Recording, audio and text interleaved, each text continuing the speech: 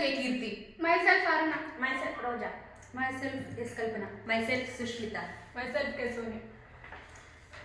Good morning, respected jury, CC staff, teachers and dear friends. We the students of Government Degree College Bhainsa humbly submitted our gratitude to Honorable Commissioner Ma'am and all the staff of the Commissionerate for device such as innovative program Jignasa for us.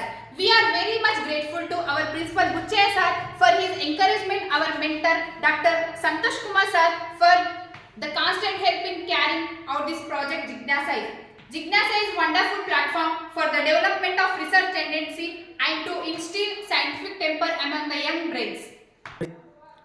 జిజ్ఞాసా project topic మానవ వన్య ప్రాణుల సంఘర్షణ తెలంగాణలోని నిర్మల్ జిల్లాలో పులుల చొరబాట్లకు కారణాలు మరియు ప్రభావాలను పరిశోధించడం.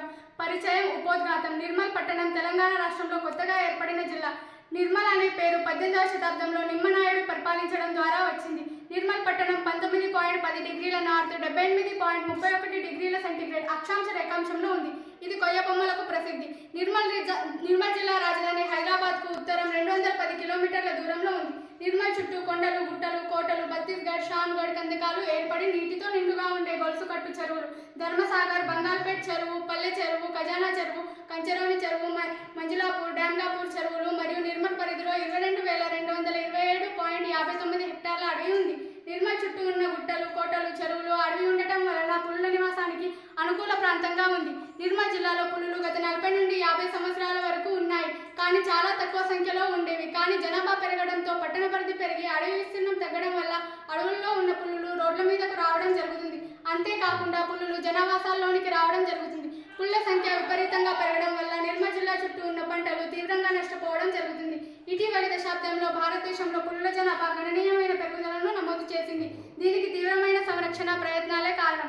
తాజా అధికారిక అంచనా 2023 ప్రకారం పులుల జనాభా దాదాపు 3,682గా ఉంది.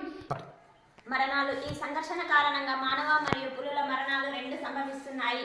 మానవ మరణాలు పర్యావరణ, అటవీ మరియు వాతావరణ మార్పుల వలన. మంత్రిత్వ శాఖ డేటా ఇటీవల సంవత్సరంలో పులుల దాడుల కారణంగా గణనీయమైన సంఖ్యలో మానవ మరణాలు సంభవిస్తున్నాయి. పులుల మరణాలు మానవులపై దాడులకు లేదా వేట మరియు ఇతర ప్రకారం అనేక పులులు చంపబడుతున్నాయి. భారతదేశంలో అంతటా మానవ పులుల సంఘర్షణ సమానంగా పంపిణీ చేయబడదు. నిర్మల్ జిల్లాలో పులుల చొరబాట్ల యొక్క ఫ్రీక్వెన్సీ మరియు నమూనాలను పరిశోధించడం. నివాస నష్టం, ఆహార క్షీణత, మానవ కార్యకలాపాల వంటి ఈ చొరబాట్లకు దోహదపడే ప్రాథమిక కారకాలను గుర్తించడం. పశువుల నష్టాలు, పంట నష్టం మరియు మానసిక శోభ వంటి స్థానిక సమాజాలపై పులుల చొరబాట్ల సామాజిక ఆర్థిక ప్రభావాలను అంచనా వేయడం. అటవీ శాఖ మరియు స్థానిక సమాజాలు అమలు చేస్తున్న ప్రస్తుత ఉపశమన చర్యల ప్రభావాన్ని అంచనా వేయడం.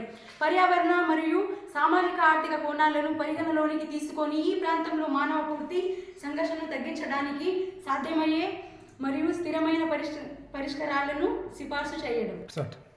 ఈ అధ్యయనం పరిమాణాత్మక మరియు గుణాత్మక డేటా సేకరణ పద్ధతులను కలిపి మిశ్రమ పద్ధతుల విధానాన్ని ఉపయోగిస్తారు. డేటా సేకరణ. ప్రాథమిక డేటా. గృహ సర్వేశాలు కీలక సమాచారం అందించే వారితో అటవీ అధికారులు, నిపుణులు, కమ్యూనిటీ నాయకులు, ప్రభావిత వ్యక్తులు, లోతైన ఇంటర్వ్యూలు, గ్రామస్తులపై ఫోకస్ గ్రూప్ చర్చలు, పులుల కార్యకలాపాలు, ఆవాస పరిస్థితులు, ప్రత్యేక పరిశీలన, సాధ్యమైన మరియు సురక్షితమైన చోటు మరియు భాగస్వామ్య వ్యాయామాలు. Secondary data. ఇప్పటికే ఉన్న ప్రదేశానికి డేటా పులుల పంపిణీ, ఆవాస పటాల, భూ వినియోగం, భూ కవర్, పటాల రోడ్ నెట్వర్క్ల పులుల ప్రభుత్వ రికార్డు మరియు నివేదిక సేకరణ మరియు విశ్లేషణ. ఆశించిన ఫలితాలు. నిర్మల్ జిల్లాలో పులుల చొరబాట్లు, ఫ్రీక్వెన్సీ, నమూనా మరియు కారణాల యొక్క సమగ్ర అవగాహన.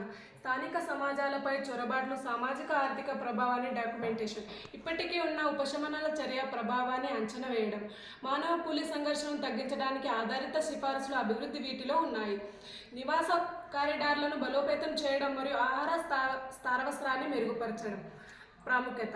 ఈ అధ్యయనం యొక్క ఫలితాలు భారత సందర్భంలో మానవ ప్రాణుల సంఘర్షణ గతిశీలతను బాగా అర్థం చేసుకోవడానికి దోహదపడుతున్నాయి. మానవ పులి సంఘర్షణను తగ్గించడానికి మరియు భాగస్వామ్యమైన సహజీవనాన్ని ప్రోత్సహించడానికి స్థారవస్థమైన వ్యూహాలను చేయడంలో మరియు అమలు చేయడంలో విధాన రూపకర్తలను, వన్యప్రాణులు, నిర్వాహకులు మరియు స్థానిక సమాజాలు సిఫారసులు విలువైనవిగా ఉన్నాయి.